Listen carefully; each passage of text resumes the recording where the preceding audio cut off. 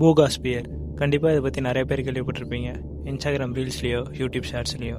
இதை ஒரு யூஎஃப்ஓன்னு சொன்னால் நீங்கள் நம்புவீங்களா? மார்ச் 2, 2025, அதாவது இந்த வருஷம், கொலம்பியாவில் இருக்க பூஹான் சொல்லப்படுற பிளேஸில் வானத்தில் பறந்துட்டு இருந்த தெரியாத இந்த பொருள் தான் பூகாஸ்பியர். இது நம்ம பூமியில் இருக்க மற்ற ஃப்ளையிங் ஆப்ஜெக்ட் மாதிரி ஸ்ட்ரெயிட்டாக பறக்காமல் ஜிக்ஸாக்காக பறந்துருக்கு.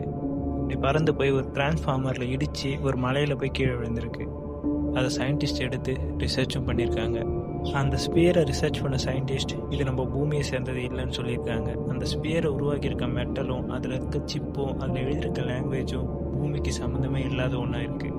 ஆனால் சமஸ்கிருதத்தில் எழுதப்பட்ட வேர்ட்ஸை படிக்கும்போது இந்த ஸ்பியர் ரியாக்ட் பண்ணியிருக்கு.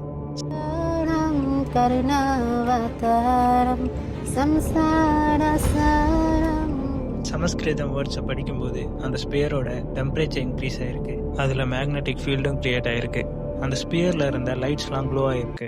இதில் நோட் பண்ண வேண்டிய விஷயம் என்னென்னா, நம்ம பூமிக்கு சம்மந்தமே இல்லாத ஒரு பொருள் சமஸ்கிருதம் வேர்ட்ஸுக்கு ரியாக்ட் பண்ணுறது. அந்த சயின்டிஸ்ட் சொல்கிறது எல்லாமே உருட்டுக்கள் மட்டுமே, எதுவுமே நிஜம் கிடையாது. அந்த பொய்யான உருட்டு வீடியோவை நான் பார்ட் 2ல் போடுறேன். மறக்காமல் சப்ஸ்கிரைப் பண்ணிக்கோங்க.